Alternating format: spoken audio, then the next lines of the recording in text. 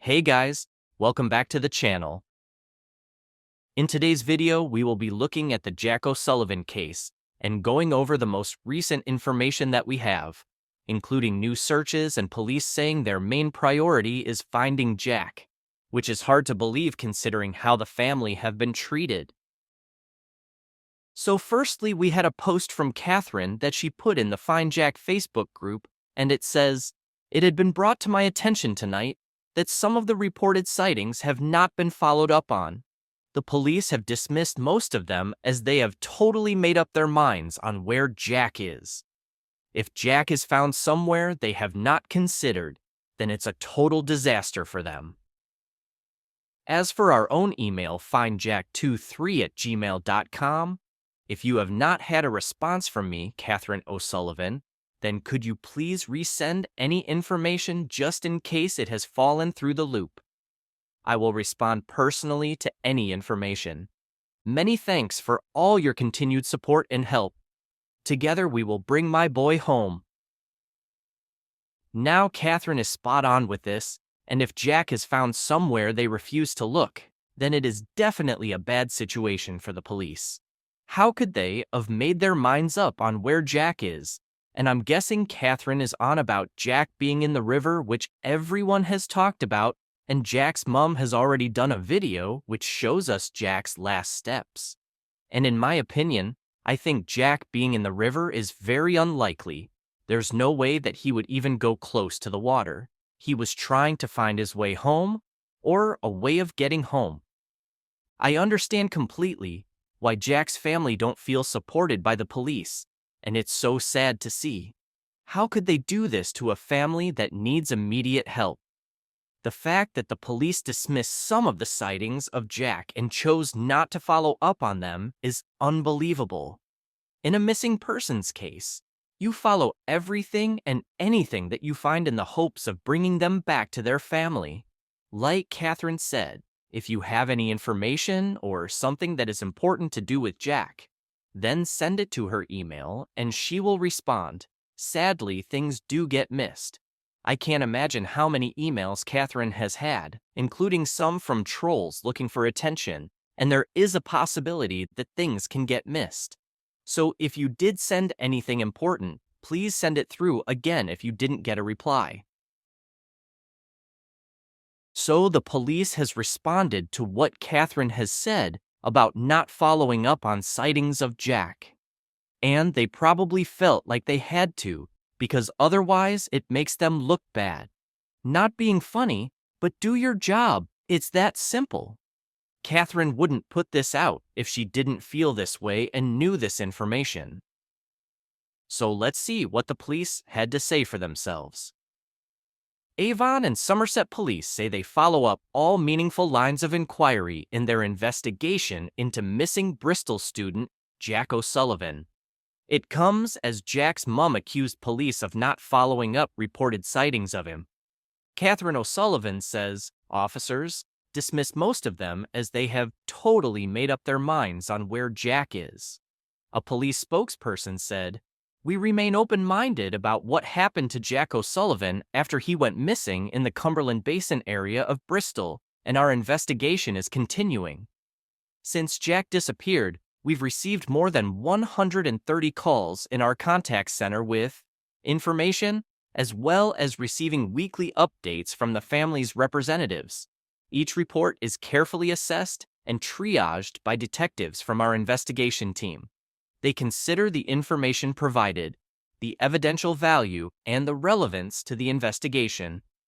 Wherever necessary, they follow up the report by contacting the informant and conducting further inquiries. On several occasions, we've received a single call report where someone who looks like Jack has been seen elsewhere in the country. Officers will use a probability scale to make a proportionate judgment about the information provided based on the information and evidence available. This allows us to focus the resources we have available on the reports which present more meaningful lines of inquiry. We're always grateful for the public's continued and ongoing support of this investigation. Our priority remains focused on finding out what happened to Jack and giving his family the answers they desperately need. Right? So where do I start? So the police are basically saying that they get a load of phone calls regarding Jack's disappearance, but they look at them and try to find out if they are actually credible or not. I understand fake calls can happen, and there are people out there who do that. But that one phone call that they didn't want to follow up on because it's not credible could be the most important bit of information that they need. Obviously, they have made themselves sound like they have the family's best interests at heart. But when they say, whenever necessary, they follow up on the report. What do you mean, whenever necessary? It's like they don't have time for them. I do get that the police force are probably dealing with other things, but come on, this boy needs to be found. Also, when they say that they get calls saying there is someone who looks like Jack in a different part of the country, then they need to take it serious. Jack could be anywhere. People can travel, by choice or not by choice. I really feel for Catherine and Jack's family, and we need to find answers. So the next update that we got is from one of the group's admins called Jane, who has been amazing in this group and actually does have the family's best interests at heart, and this is what she said. We're very conscious that we are unusually quiet, so apologies for that. There are things happening in the background, and while we can't go into much detail, we are keen to share. As a result of some of the recent findings, we have a search program that started 2 weeks ago and will continue into December.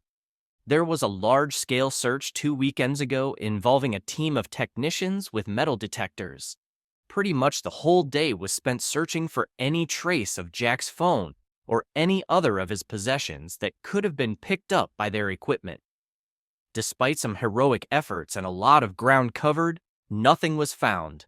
Some of this team will be joining the dog handlers, who will be back to cover the remaining areas over the course of several weekends in the run-up to the end of the year. We aren't able to be specific on the target areas for obvious reasons. We're sure you will understand the reasons why not. Everything we are doing is planned and coordinated, so while we really appreciate that some people want to do mass-organized public searches, right now, it wouldn't be right due to the technical specialist searches happening. I know Catherine, Allen, and Ben want to extend their thanks for your help in getting them this far.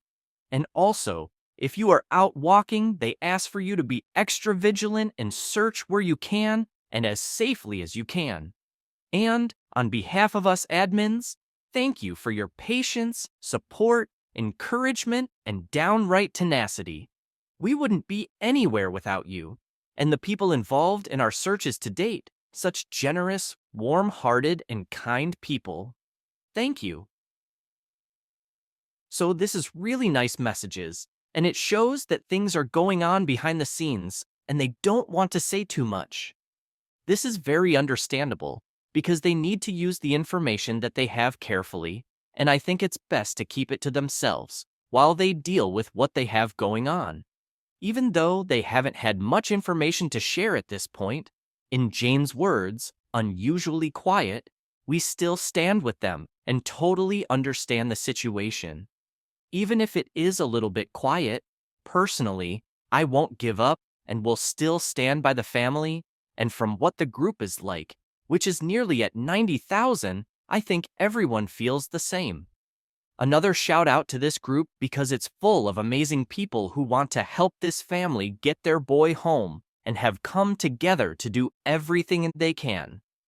Jane says that there has been searches that have involved metal detectors, and I wish them the best and hope they find Jack's phone or maybe his Apple AirTag. Obviously, they know areas where they want to search and haven't made it public because it would probably cause many people to visit these areas and try and help. And that's down to people just being helpful and the fact they have such a great group that is full of support. But again, I understand why they have done this, because with many people visiting these areas, it could lead to a distraction which could prevent the search team from focusing on their jobs. So let's leave them to it and all pray that they find something helpful. Jane also talks about mass public searches, which was suggested by some of the group members, as it's amazing that so many people want to help search. But then again, it could interfere with the searches that are going on at the moment. But what we can all do for now is hope that something important is found and just keep sharing this case as much as possible. I'm confident that if we all stick together, we will be able to give the family the help they deserve. I want to say a big thank you to all of Jack's family and the admins that help run the group, and also a big thank you to anyone from the group who helps support the videos I make, so we can help spread awareness for Jack in the hope that someone comes forward with some information. Thank you for watching. Please like and subscribe, and we will update you as we find out more.